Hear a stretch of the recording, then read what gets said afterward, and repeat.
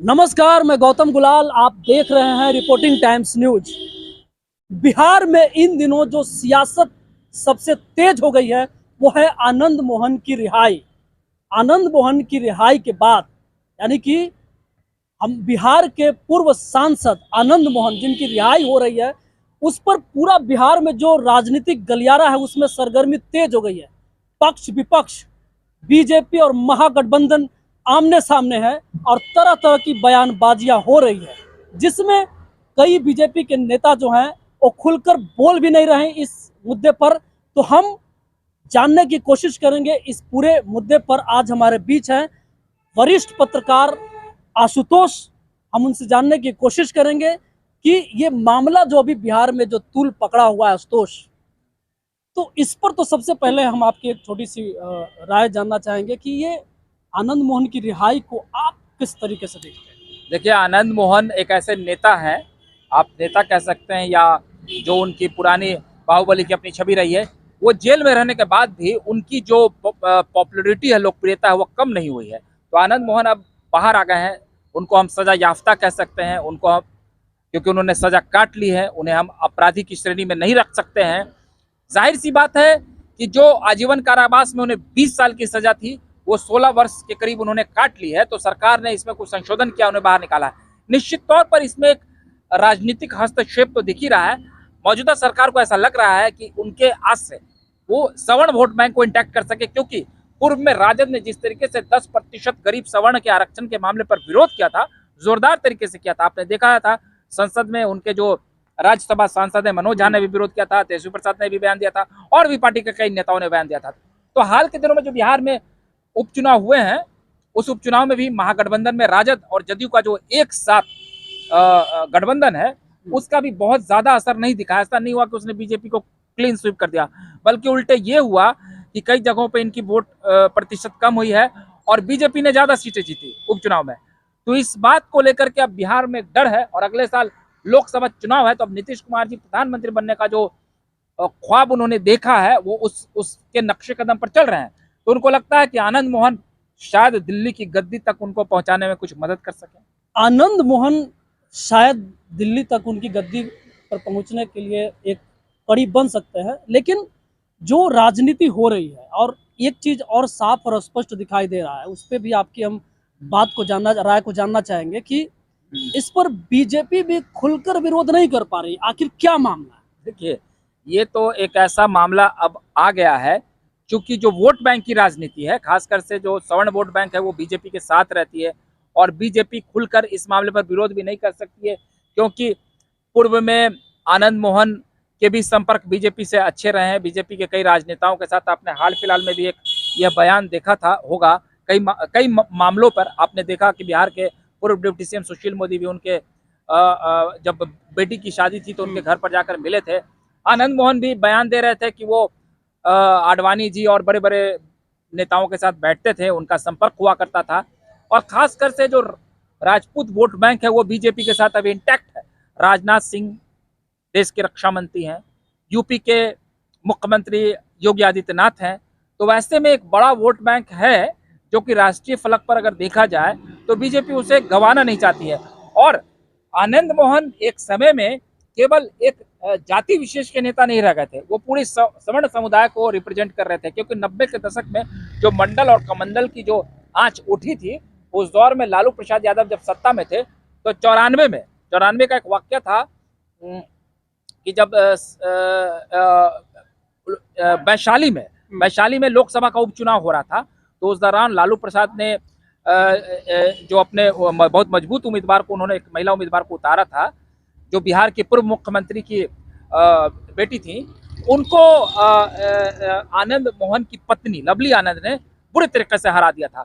तो लोगों को ऐसा लग रहा था कि अब लालू प्रसाद यादव की को गद्दी से हटाने में आनंद मोहन बड़ी भूमिका निभाएंगे। और उस समय बिहार और झारखंड भी एक हुआ करता था। तो अब लग रहा था कि 95 में जो विधानसभा का चुनाव होगा, उसमें लालू प्रसाद यादव को गद्दी से हटाने में आनंद मोहन की अहम भूमिका होगी। और उस वक्त जिस तरीके से मंडल और कमंडल की बात हुई थी, तो एक जो सवर्ण समुदाय के लोग थे, वो आरक्षण के जाहिर सी बात है विरोध में थे, और जो निचले तबके के लोग थे, वो आरक्षण के समर्थक थे। तो जो 95 में जो सवर्ण समुदाय के जितने भी लोग थे उनका झुकाव आनंद मोहन की पीपुल्स पार्टी की तरफ ज्यादा हो गया।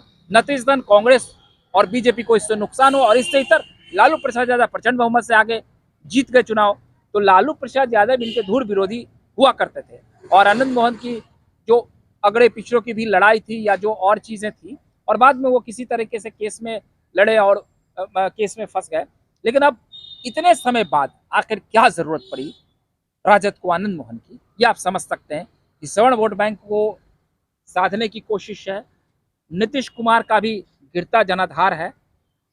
पिछली बार उनकी भी सीटें सिमट गई और ऐसा लग रहा होगा महागठबंधन कुनबे को कि बीजेपी के रथ को रोकने के लिए हमें कुछ बड़े फैसले लेने पड़ेंगे। इसमें एक चीज और हम जानने की कोशिश करेंगे और आपसे ही जानेंगे कि आनंद मोहन की रिहाई से मतलब कि बीजेपी और आरजेडी दोनों है, तो किसको फायदा और किसको नुकसान दिख रहा है? देखिए, पब्लिक परसेप्शन की अगर बात करेंगे तो अब समाज बहुत आगे निकल गया है। दबे जुबान से कुछ लोग कह रहे हैं कि आनंद मोहन की बाहुबली छवि है, अपराध की उनकी पुरानी पृष्ठभूमि रही है। लेकिन कई लोग ऐसे भी हैं जो कह रहे हैं कि आनंद मोहन के साथ गलत हुआ, वो उनको गलत तरीके से सजा दी गई, उनको केस में फंसाया गया, या अगर वो फंसे भी तो उनको सजा हो गई। तो ये बहुत बड़ी बात है कि उनकी पॉपुलैरिटी आज भी कम नहीं हो रही है। तो इस पॉपुलैरिटी का निश्चित तौर पर कुछ सीटों पर राजद को लाभ मिलेगा ही मिलेगा, क्योंकि ये संदेश साफ तौर से गया है कि नीतीश सरकार और राजद ने उनको बाहर निकालने में योगदान दिया। इसमें एक तो चीज और कि बीजेपी इसमें जो दलित विरोधी की भी बात आ रही है, जैसा कि चिराग पासवान भी इस पर बयान दिए हैं उस तरीके से, और भी कई लोग कह रहे हैं। तो क्या महागठबंधन के लिए एक वोट बैंक जो दलितों का है, पिछड़ों का है, वो खिसकता हुआ दिख रहा है क्या? मुझे नहीं इसमें बहुत ज्यादा दम लग रहा है। इसलिए नहीं लग रहा है क्योंकि चुनाव के दौरान मुझे नहीं लगता बीजेपी आनंद मोहन का नाम लेकर बहुत हमलावर होगी। अभी भी वो उन 26 नामों को लेकर हमलावर हो रही है। वो कह रही है कि आनंद जैसे मोहन, कि सुशील मोदी का बयान भी आ रहा है। आनंद मोहन के बहाने वो कुछ और दुर्दांत अपराधियों को उन्होंने बाहर निकाला है। तो मुझे ये नहीं लगता है कि खुले तौर पर आनंद मोहन के खिलाफ बीजेपी के कोई नेता चुनाव में बोलेंगे, इस मुद्दे को नहीं उठाएंगे, क्योंकि उनको लगता है कि राजपूत वोटर्स की कहीं ना कहीं नाराजगी उनको झेलनी पड़े और पार्टी के भीतर भी उनको थोड़ी नाराजगी झेलनी पड़ सकती है। ऐसे में दलित समुदाय को आखिर कौन समझाएगा? आज के आप कई युवाओं से भी पूछेंगे तो आनंद मोहन, दलित और सवर्ण उन चीजों को बहुत ज्यादा वो तवज्जो नहीं देते हैं। और दलित समुदाय में कई ऐसे वर्ग हैं आज जिसमें पिछड़े अति पिछड़े और नीचे जाति के जो मतलब अगड़े और पिछड़ों की अगर बात करें तो पिछड़ी जाति के कई लोग हैं जो बीजेपी की तरफ उनका झुकाव है। लेकिन अभी भी बहुत ज्यादा जो वोटर्स हैं, चूंकि नीतीश कुमार ने भी दलित महादलित में बहुत पैठ बनाई है और राजद का भी है, तो महागठबंधन के वोटों में बहुत बिखराव नहीं होता दिख रहा है। तो महागठबंधन के वोटों में बिखराव होता नहीं दिख रहा है, और फिर भी राजनीति है। और 2024 के चुनाव में एक बात मैं यहाँ और जोड़ना चाहूंगा कि जो दिवंगत डीएम है जीएस हाँ कृष्णन जो है, वो बिहार के नहीं थे, वो तेलंगाना के थे। अगर कोई दलित डीएम बिहार के होते तो उस तरीके से कोई राजनेता गोलबंदी करते और एक माहौल बनाता, लेकिन वो बिहार के नहीं थे। तो आज दलित समुदाय के लोग भी, मोबाइल का युग है, डिजिटल युग है, वो सब चीजों को समझ रहे हैं। तो इसलिए दलित सवर्ण का यहाँ पे आनंद मोहन की रिहाई पे बहुत फर्क नहीं पड़ेगा। हाँ, अगर वो किसी बहुत नामचीन दलित की हत्या किए हुए होते और वो बिहार से अगर होते तो शायद कुछ फर्क पड़ता, लेकिन ऐसे में महागठबंधन की वोटों पे बहुत बिखराव होता नहीं दिख रहा है। जहां तक होगा उन्हें आनंद मोहन की रिहाई के बाद लाभ ही मिलेगा। अब तो आपने जो बोला आशुतोष, तो इसका राजनीति में क्या फायदा होगा 2024 और 25 के चुनाव में देखेगा।